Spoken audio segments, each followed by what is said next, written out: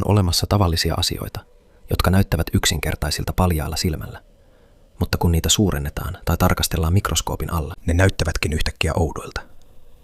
Tässä videossa katsomme, miltä erilaiset asiat näyttävät mikroskoopin alla. Numero 15. Neulan kätketty vuori. Kun katsotaan paljaalla silmällä, omperuneulan kärki näyttää erittäin sileältä ja terävältä. Se näyttää melkein täydelliseltä kärjeltä, joka pystyy lävistämään kankaan vain pienellä voimalla. Mutta mikroskoopin alla näkyy aivan erilainen kuva. Sileä metalli muuttuu kuin kiviseksi vuoreksi. Tässä näkyvät pienet uurteet, naarmut, kolot ja epätasaiset kohdat kiillotetussa neulassa. Kärki ei myöskään pääty täydelliseen pisteeseen. Lähikuvassa huomaa, että se on hieman pyöreä ja karkea. Tämä ei kuitenkaan tarkoita, että neula olisi huonosti tehty. Se on silti erittäin terävä verrattuna kangaskuituun. Mutta kun zoomataan monta kertaa, käy ilmi, että jopa pienimmissä asioissa on todella virheitä, joita silmämme eivät näe. Näin käy myös veitsille ja partaterille. Reuna, joka näyttää suoralta ja sileältä, paljastaa pieniä hampaita, halkeamia ja naarmuja. Kun terää käytetään, yhä useammat osat taipuvat tai kuluvat. Siksi vaikka partateri näyttäisi vielä hyvältä, se voi silti kulua. Mikroskoopin alla on selvästi nähtävissä, miten sen ohut reuna vähitellen vaurioituu. Numero 14. Pienet koukut tarranauhassa. Tarranauhaa näemme usein kengissä, laukuissa, vaatteissa ja muissa esineissä, jotka täytyy helposti sulkea ja avata, mutta liima ei pidä sitä yhdessä. Se koostuu 2 eri osasta. Toisella puolella on paljon pieniä koukkuja, kun taas toisella puolella on pehmeitä lenkkejä. Mikroskoopin alla karhea puoli näyttää riviltä pieniä koukkuja. Niiden suunta on sama, ja päät ovat kaarevia kuin pieniä kalastuskoukkuja. Pehmeä puoli taas näyttää paksulta ja sotkuiselta matolta, joka on tehty monista langalenkeistä. Kun nämä 2 puolta painetaan yhteen, pienet koukut tarttuvat lenkkeihin. Yksi koukku ei ole vahva, mutta kun satoja tai tuhansia koukkuja tarttuu samaan aikaan, kiinnitys on vahva. Kun yritetään irrottaa, koukut irtoavat lenkeistä yksi kerrallaan. Tämä on syy siihen, miksi kuulet tutun äänen, kun ne erotetaan toisistaan. Velcron äänen. Tämä idea sai alkunsa vuonna 1941. Sveitsiläinen insinööri Georges de Mestral huomasi, että takiaiset tai piikikkäät kasvinhedelmät tarttuivat hänen vaatteisiinsa ja hänen koiransa turkkiin. Kun hän tarkasteli takiaisia mikroskoopilla, hän näki, että ne olivat täynnä pieniä koukkuja, jotka tarttuivat kankaan ja turkin kuituihin. Hän jäljitteli tätä luonnon yksinkertaista järjestelmää ja loi tarrakiinnittimen. Tämä on selkeä esimerkki biomimetiikasta, idean ottamisesta luonnosta hyödyllisen keksinnön luomiseksi. Numero 13. Mansikan outo pinta. Mansikka näyttää yksinkertaiselta punaiselta hedelmältä, jonka pinnalla on pieniä keltaisia tai ruskeita pisteitä. Yleensä kutsumme näitä pisteitä siemeniksi, mutta kasvitieteessä ne eivät ole pelkkiä siemeniä. Jokainen piste on pieni ja kuiva hedelmä, jota kutsutaan pähkyläksi. Jokaisen pähkylän sisällä on yksi varsinainen siemen. Samaan aikaan pehmeä ja punainen osa, jonka syömme, ei ole varsinainen hedelmä. Se on kukan suurentunut osa, jota kutsutaan kukkapohjukseksi. Mikroskoopin alla mansikkakan kuori ei ole sileä. Syviä uurteita ja pieniä kuoppia näkyy pähkylöiden välissä. Jokainen pähkylä näyttää pieneltä, keltaiselta tai ruskealta kiveltä, joka on upotettu punaiseen pintaan. Joissakin kohdissa on myös erittäin hienoja karvoja, joita on lähes mahdoton nähdä paljaalla silmällä. Tämän vuoksi mansikka näyttää kuivalta maalta, jossa on pieniä kiviä, kuoppia ja kuituja. Myös pähkylät ovat tärkeitä mansikan kasvulle. Ne tuottavat kasvihormoneja, jotka auttavat hedelmän punaista osaa kasvamaan. Siksi pienet pisteet, joita usein emme huomaa, eivät ole pelkkää koristetta. Ne ovat osa todellista hedelmää ja tärkeitä koko mansikan kasvulle. Normaalisti katsottuna tämä on vain tuttu hedelmä, mutta mikroskoopin alla se näyttää oudolta planeetalta, joka on täynnä pieniä kukkuloita, kuoppia ja eläviä yksityiskohtia. Numero 12. Elävä maailma ihmisen veressä. Kun sormi haavoittuu, veri näyttää vain yksinkertaiselta punaiselta nesteeltä, mutta mikroskoopin alla näet, että se on täynnä erilaisia soluja, joilla jokaisella on oma tehtävänsä. Yli puolet verestä on plasmaa. Tämä on vaaleankeltainen neste, joka kuljettaa ravinteita, hormoneja, proteiineja ja kuona-aineita eri osiin kehoa. Loput koostuvat punasoluista, valkosoluista ja verihiutaleista. Punasoluja on eniten. Ne näyttävät pieniltä, ohuen pyöreiltä soluilta, joiden keskiosa on hieman painunut. Tällainen muoto antaa niille suuremman pinta-alan, jotta ne voivat kuljettaa happea tehokkaammin. Ne ovat myös joustavia. Ne pystyvät taipumaan ja puristumaan erittäin ohuiden hiussuonten läpi ja palaamaan sitten alkuperäiseen muotoonsa. Valkosolut ovat puolestaan suurempia. Ne ovat osa immuunijärjestelmää ja auttavat kehoa taistelemaan bakteereja ja viruksia vastaan ja muita sairauksia aiheuttavia tekijöitä vastaan. Verihiutaleet ovat pienimpiä. Kun haava syntyy, ne kerääntyvät nopeasti vaurioituneeseen verisuonen kohtaan. Ne muodostavat väliaikaisen esteen ja auttavat verihyytymän muodostumisessa, joka estää jatkuvan verenvuodon. Siksi pieni veripisara ei ole vain yksinkertainen punainen neste. Se on elävä ja aktiivinen järjestelmä, joka jatkuvasti kuljettaa happea, taistelee sairauksia vastaan ja auttaa haavojen paranemisessa. Numero 11. Perhosen siiven salaiset värit. Kun näet morfoperhosen kiiltävän siniset siivet, näyttää kuin olisi maalattu kirkkaalla metallinhohtoisella värillä. Mutta näkemämme sininen ei ole tavallinen sininen pigmentti. Mikroskoopin alla siipi onkin peitetty tuhansilla pienillä suomuilla. Nämä ovat päällekkäin kuin kattotiilet, ja ne on tehty kitiinistä, samasta kestävästä aineesta, josta myös hyönteisten ulkokuori koostuu. Jokaisessa suomussa on erittäin hienoja harjanteita ja kerroksia, jotka ovat vielä pienempiä kuin ihmisen hiuksen leveys. Kun valkoinen valo osuu näihin, se palauttaa voimakkaammin valon sinisen osan ja vähentää muiden värien määrää. Tätä kutsutaan rakenteelliseksi väriksi. Se tarkoittaa, että väri syntyy mikroskooppisten rakenteiden muodosta ja järjestyksestä, ei pelkästään pigmentin vuoksi. Siksi myös kiilto ja väri muuttuvat, kun siiven tai valon kulma muuttuu. Tiedemiehet ja insinöörit jäljittelevät nyt tätä järjestelmää luodakseen kirkkaita värejä, jotka eivät haalistu helposti. Tätä voidaan käyttää turvamerkinnöissä, antureissa, pinnoitteissa ja muissa uusissa materiaaleissa. Normaalisti katsottuna perhosen siivet näyttävät vain värikkäiltä, mutta mikroskoopin alla näkyy hyvin pieniä rakenteita, jotka hallitsevat valoa ja luovat värejä ilman tavallista maalia. Numero 10. Suolan ja sokerin piilevät kidemuodot. Vaikka suola ja sokeri ovat vierekkäin keittiössä, niiden ulkonäkö mikroskoopin alla on täysin erilainen. Tavallinen suola koostuu natriumkloridista. Kun se kiteytyy, natrium- ja kloridi-ionit järjestäytyvät kuutiomaiseen kuvioon. Tämän vuoksi monet suolakiteet näyttävät pieniltä laatikoilta.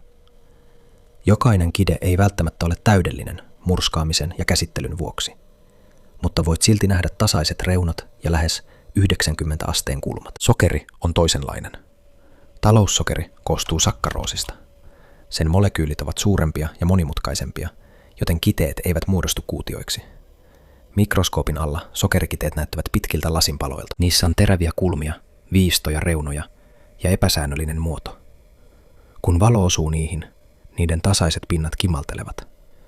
Joten vaikka sekä suola että sokeri ovat valkoisia ja rakeisia, mikroskoopi paljastaa, että niillä on omat kiderakenteensa. Ulkopuolelta näkyvä muoto on seurausta siitä, miten pienet hiukkaset järjestäytyvät sisällä. Numero 9. Outo metsä kielelläsi.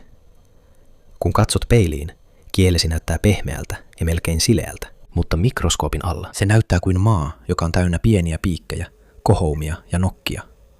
Kielen pinta on peitetty kyhmyillä, joita kutsutaan papilleiksi.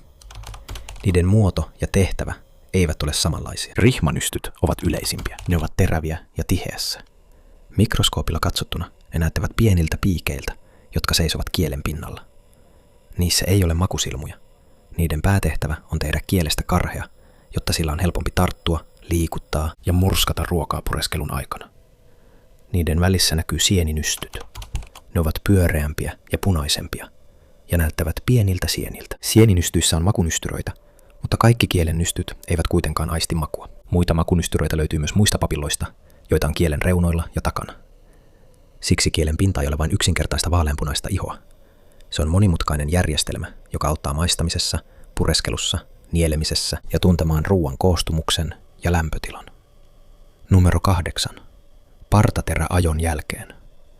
Kun partaterä on juuri avattu, sen terävä reuna on erittäin ohut ja lähes tasainen, mutta kun se on kulkenut kovien hiuskuitujen läpi, sen kärki alkaa muuttua. Mikroskoopin alla voidaan nähdä pieniä halkeamia, lohkeamia ja osittain taipuneita kohtia.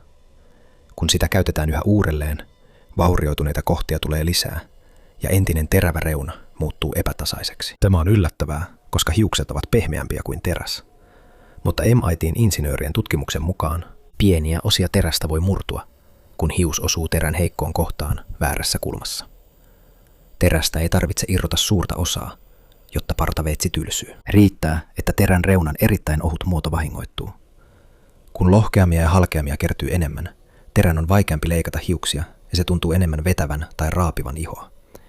Siksi tylsä partaveitsi ei ole vain terä, joka kuluu vähitellen pois. Se on myös terä, joka menettää tasaisen ja oikean muotonsa mikroskooppisella tasolla.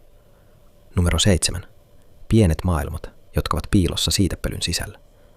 Siitepöly näyttää hienolta keltaiselta pölyltä, jota löytyy kukista. Mutta mikroskoopin alla näkee, että jokaisen siitepölyhiukkasen muoto ei ole samanlainen. Jotkut siitepölyt ovat pyöreitä ja täynnä teräviä piikkejä, toiset ovat pitkulaisia, kolmionmuotoisia, tai niissä on pieniä reikiä ja viivoja pinnassa. Jotkut näyttävät myös pieniltä palloilta, kruunuilta tai oudoilta koruilta. Nämä muodot eivät ole vain koristeita. Karkeat ja tahmeat siitepölyt tarttuvat helpommin mehiläisten ja muiden hyönteisten karvoihin. Kun hyönteinen siirtyy toiseen kukkaan, se vie mukanaan myös siitepölyä. Toiset siitepölyt taas ovat kevyitä ja sileitä, jotta tuuli voi kuljettaa niitä helpommin. Siitepölyllä on myös kestävä ulkokuori, jota kutsutaan nimellä eksiini. Se suojaa sisusta, kun siitepöly kuljetetaan toiseen kukkaan. Kun se pääsee oikeaan paikkaan, voi kasvaa siitepölyputki, jota tarvitaan siemenen muodostumiseen. Siitepölyä käytetään myös joissakin tutkimuksissa. Koska siitepölyn alkuperäkasvi voidaan tunnistaa, vaatteisiin, kenkiin, ajoneuvoon tai paikkaan jäänyt siitepöly voi auttaa jäljittämään, mistä jokin esine tai henkilö on tullut. Tavallisella silmällä katsottuna se näyttää vain tavalliselta pölyltä, mutta mikroskoopilla jokaisella siitepölyhiukkasella on oma muotonsa ja järjestelmänsä, jotka auttavat kasvien jatkuvaa lisääntymistä. Numero 6. Piilotetut jalokivet hiekan sisällä. Kun katsomme rantaa, kaikki hiekanjyvät näyttävät melkein samanlaisilta. Mutta mikroskoopin alla jokainen jyvä voi olla eri värinen, muotoinen ja alkuperältään erilainen. Hiekka ei ole vain yhtä materiaalia. Se viittaa pienten partikkelien kokoon, ei siihen, mistä ne on tehty. Se voi olla peräisin murskatusta kivestä, mineraaleista, simpukoista, korallista tai vulkaanisesta materiaalista. Joillakin rannoilla suurin osa hiekasta on kvartsia. Tuliperäisillä saarilla saattaa olla mustia basalttikappaleita tai vulkaanista lasia. Toisaalla valkoiset hiekkarannat voivat koostua pienistä korallin ja merieläinten kuorien palasista.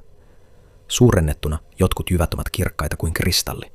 Toiset ovat punaisia, vihreitä, vaaleanpunaisia, meripihkan värisiä tai mustia. Jotkut ovat sileitä, koska aallot ovat pyörittäneet niitä pitkään, kun taas toiset ovat teräviä, koska ne ovat vasta äskettäin irronneet kivestä. Tämä tarkoittaa, että kourallinen hiekkaa voi sisältää tuhansia pieniä palasia vuorista, tulivuorista, joista ja merestä. Kaukaa katsottuna tämä näyttää tavalliselta rannalta, mutta mikroskoopilla se näyttää kokoelmalta pieniä jalokiviä, joilla jokaisella on oma tarinansa. Numero 5. Vinyylilevyyn kaiverrettu musiikki. Vinyylilevy ei tallenna musiikkia digitaalisena tiedostona. Ääni on kaiverrettu suoraan sen pintaan. Siinä on erittäin pitkä spiraalimainen ura, joka alkaa levyn ulkoreunasta ja kiertyy kohti keskustaa.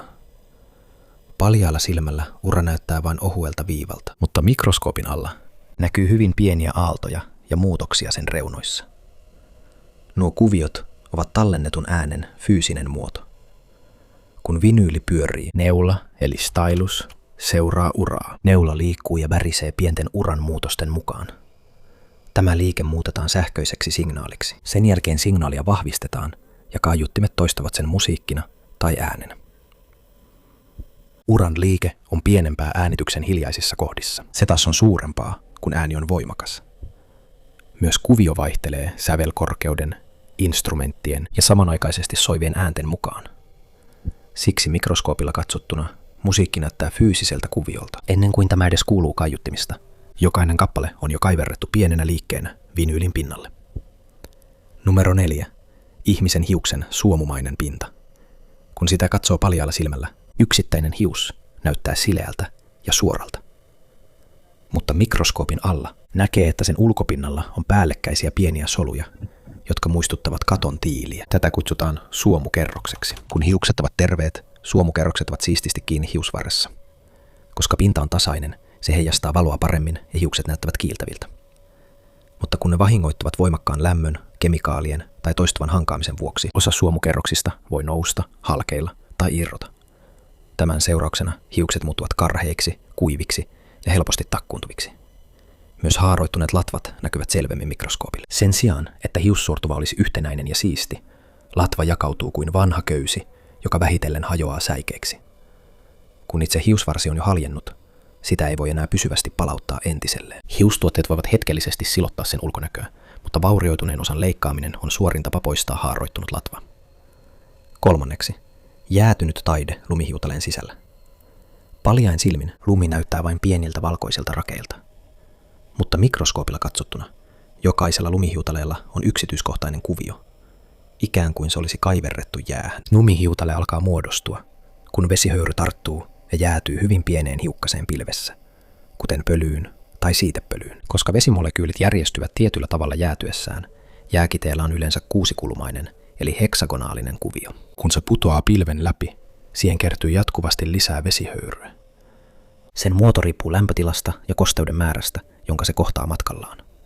Se voi muodostua ohueksi levyksi, pitkä neula tai haarautunut muoto, joka muistuttaa pientä tähteä. Ei ole helppoa löytää kahta monimutkaista lumihiutaletta, jotka olisivat täsmälleen samanlaisia. Jokainen niistä on kulkenut erilaisen ilman, lämpötilan ja kosteuden läpi muodostuessaan. Yhden lumihiutaleen 6 sakaraa ovat lähes samanlaisia, koska ne kokevat ympäristön muutokset samanaikaisesti. Siksi lumihiutale ei ole vain yksinkertaisesti jäätynyttä vettä. Se on hyvin pieni tallenne niistä pilviolosuhteista, joiden läpi se on kulkenut. Numero 2. Mikrosirun sisällä oleva miniatyyrikaupunki. Mikrosiru, joka on kännykässä, tietokoneessa, ajoneuvoissa ja monissa modernissa koneissa, on hyvin pieni. Mutta mikroskoopin alla se näyttää hyvin ahtaalta kaupungilta. Tässä näkyy paljon viivoja, neliöitä ja päällekkäisiä kuvioita. Ne näyttävät teiltä ja rakennuksilta. Mutta ne ovat oikeasti osa elektronista piiriä. Yksi sen tärkeimmistä osista ovat transistorit. Nämä ovat pieniä elektronisia kytkimiä, jotka ohjaavat sähköisten signaalien kulkua. Ne yhdistetään toisiinsa erittäin ohuilla metallijohdoilla. Lukemattomien transistorien nopean avautumisen ja sulkeutumisen ansiosta siru pystyy tekemään laskelmia ja suorittamaan käskyjä, joita laite tarvitsee. Edistyneiden sirujen rakenteet ovat erittäin pieniä. Siksi tavallinen painomenetelmä ei riitä. Joidenkin nykyaikaisten sirujen valmistuksessa käytetään äärimmäiseen ultraviolettivaloon perustuvaa EUV-litografiaa, jossa valon aallonpituus on noin 13,5 nanometriä. Nimi: 3 nanometriä tai 2 nanometriä. Ei myöskään tarkoita, että jokainen transistori olisi juuri sen kokoinen. Se on yhden valmistusteknologian sukupolven nimi.